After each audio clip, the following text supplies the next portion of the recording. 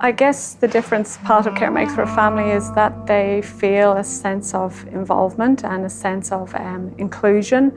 It's also not being wrapped up in cotton wool, but being supported and nurtured through a phase of life that can be difficult and challenging for people. Not many people want to talk about the need for palliative care.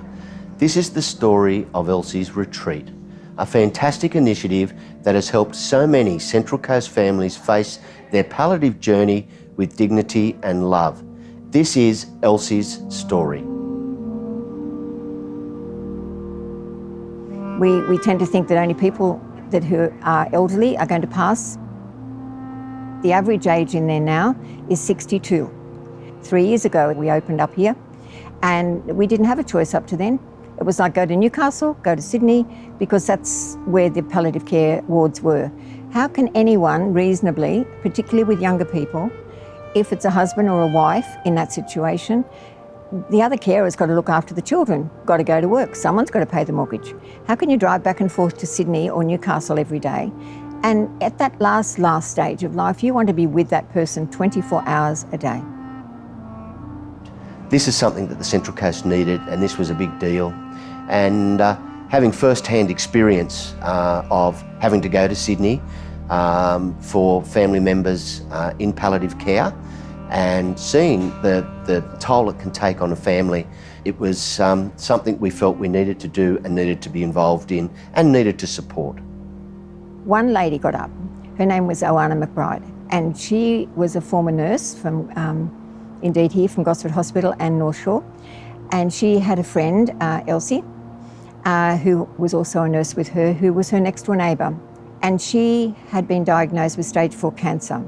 She did end up in a nursing home, and Oana went one day to visit with her, and she said, I couldn't find her in the bed. I found her in the bathroom sitting naked on a plastic chair, and she said, I said, for God's sake, why are you here? And she said, I can't let this happen to anyone else. I'm dying in hell.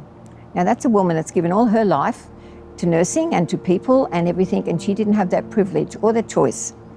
And that's what happened. So Oana come to us on that Sunday morning and said, do you think the Lions clubs can help us to do this? And anyhow, that started the road. Yeah, so how it all started was Margaret came in with Oana, and they were in a bit of a panic because they had raised enough money, they thought, to apply for a Lions International grant, but they realised it had to be in American dollars, and of course they were a bit short by about $30,000. So within about 48 hours we had approved $30,000 because there was a time constraint with which they had to meet to get this money together to then apply for the Lions Club grant. That was then successful for the Lions International. That money came back and that got the equipment, the snuggle beds and all the different supportive things that are needed to open up a ward like this from scratch. I think we all realise that at some stage this could be us. And for so many of our clinicians and particularly nurses, they come into palliative care with this beautiful sense of humanity, of caring, and knowing that at the end of life it's a pretty scary time for both the patients but more also their family and other people around them. Well, my sister Mary, she was my older sister. We're 5 girls and 1 boy.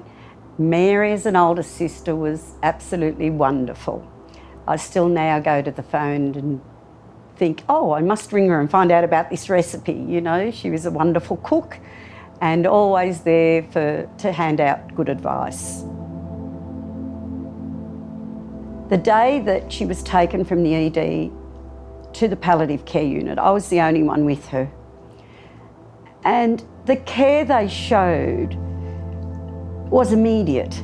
From the time she was wheeled in her room, it was like we didn't have to worry anymore because they knew exactly what they were doing. And she was there for 5 days, and those 5 days she was made very comfortable. I can't speak highly enough of those wonderful, wonderful nurses and the doctors that were there.